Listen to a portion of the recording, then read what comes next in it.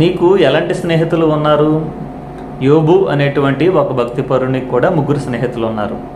అందులో ఒకని పేరు ఎలీఫజు, బెల్దాదు, జోఫరు అనేటువంటి 3 స్నేహితులు ఉన్నారు.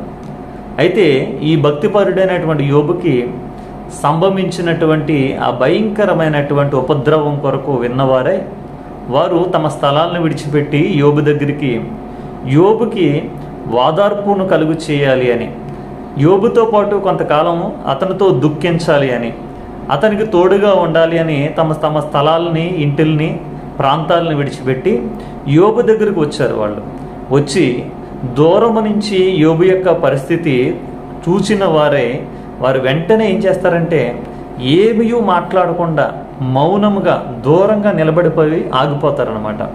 ఎందుకొరకంటే ఒకప్పుడు యోబు అతడి యొక్క ఊజు దేశం అంతట్లో కూడా ధనవంతుడు, అతని యొక్క ఘనత, అతనుకున్నటువంటి ఆస్తి, అతనుకున్నటువంటి ఐశ్వర్యం, అలాంటి స్థితిలో సింహాసనం మీద చూసినటువంటి యోబుని ఈ రోజున ఒక బూడిదలో కూర్చున్నవాడై ఉండుట చూసినప్పుడు వారు దాన్ని దిగమింగుకొనలేక ఏం చేశారు అనంటే 7 రోజుల పాటు మాట్లాడకుండా మౌనంగా ఉండిపోయారు. వాళ్ళు అలాగే మౌనంగా ఉండిపోయినటువంటి ఈ స్నేహితులు ఎలాంటి వారు అనేది వీళ్ళు మాట్లాడితే తెలిసింది. ఏమని మాట్లాడుతున్నారు వీళ్ళు వచ్చినటువంటి ఉద్దేశం ఏంటంటే యోబుతో పాటు మనం కూడా దుఃఖిద్దాం, యోబుతో పాటు కూడా మనము కూడా అతన్ని కొంచెం వాదారుద్దాం, మనం వాదార్పు మాటలు చెప్దామని వచ్చారు. ఎందుకొరకంటే ప్రసంగిలు ఏమంటారు అని అంటే, ఇదిగో దుఃఖించుచున్న వారి ఇంటికి మీరు వెళ్ళండి, ప్రలాపించుచున్న వారి ఇంటికి మీరు వెళ్ళండి అంటూ ఉంటాడు.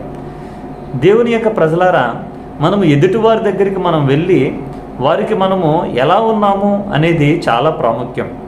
ప్రభు అయిన యేసుక్రీస్తు వారు, అపోస్తలుడైన పౌలు, వీళ్ళందరినీ మనం చూస్తూ ఉంటాం. వారి బోధల్లో కూడా అంటూ ఉంటారు. ఏమంటారంటే, ఇదిగో ఏడ్చు వారితో మీరు ఏడవండి, నవ్వే వారితో మీరు నవ్వండి అంటారు. వీళ్ళు స్నేహితులు యోబు దగ్గరికి వచ్చి యోబుని ఎలా మాట్లాడుతున్నారు అంటే, నువ్వేదో పాపం చేసి ఉంటావు, నువ్వేదో దేవునికి వ్యతిరేకంగా ఏదో చేసి ఉంటావు, నువ్వేం చేయకపోతే నీకెందుకు ఇలా జరుగుతుంది, నీ భక్తి నీకేం ధైర్యం పుట్టించట్లేదా, నువ్వు యథార్థవంతుడు అయితే నీకు ఎందుకు ఇలా జరుగుతుంది అని మాటలు మొదలుపెట్టారు. చాలా రకాలుగా యోబుని బాధ పెట్టారు. ఈ రోజున మనకున్నటువంటి స్నేహితులు మనకు వచ్చినటువంటి శ్రమలను బట్టి, మనకు వచ్చినటువంటి ఆపదను బట్టి, మనకు వచ్చినటువంటి శోధన బట్టి మనల్ని మరింత బాధపరిచేవారుగా ఉన్నారా, లేదంటే ఆ శోధనలలో మనకి ఒక బలముగా నిలబడేటువంటి ఒక మంచి స్నేహితులుగా ఉన్నారు ఈ రోజున?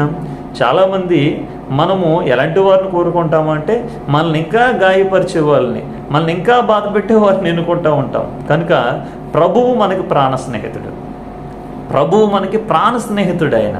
కనుక ఆయనతో స్నేహం చేయండి. యేసుక్రీస్తు వారు అన్నారు యోహాను సువార్తల 15వ అధ్యాయంలో, ఇదిగో మీరు నా స్నేహితులు అన్నాడు ఆయన. అబ్రహామును గురించి అన్నాడు ఆయన, ఇదిగో అబ్రహాము నా స్నేహితుడు అన్నాడు. స్నేహితులకి దేవుడు ఏమీ దాచిపెట్టడు.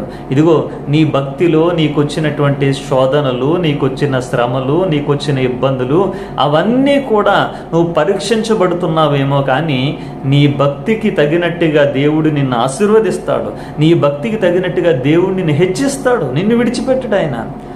దేవుని యొక్క ప్రియులరా, దేవుని యొక్క వాక్యం మాట్లాడుతూ ఉంది ఈ రోజున. యోబుకు ఉన్నటువంటి స్నేహితులు యోబును బాధించారు. మనం మనుషులతో కాదు స్నేహం, ఈ లోకంతో కాదు స్నేహం, మనకు ఒక మంచి స్నేహితుడు ఉన్నాడు. ఆయన పేరు ప్రభు అయిన యేసుక్రీస్తు. ఆయన మన కొరకు ప్రాణం పెట్టాడు. ఇదిగో తన యొక్క స్నేహితుల కొరకు ప్రాణం పెట్టువాని కంటే ఎక్కువైన ప్రేమ కలిగిన వాడు ఎవరున్నారు? కనుక యేసయ్యే మన ప్రాణ స్నేహితుడు. ఆయనతో స్నేహం చేద్దాం, ఆయనతో కలిసి ఉందాం. ఆయన మన కొరకు ప్రాణం పెట్టాడు. అలాంటి స్నేహితుడిని మీరు ఎప్పుడైనా ఎక్కడైనా చూసారా అని మనం మంచి పాటలను కూడా మనం పాడుకున్నాం. కనుక ఈ లోక స్నేహాలను విడిచిపెట్టి యేసయ్య స్నేహంలో కొనసాగుతాం.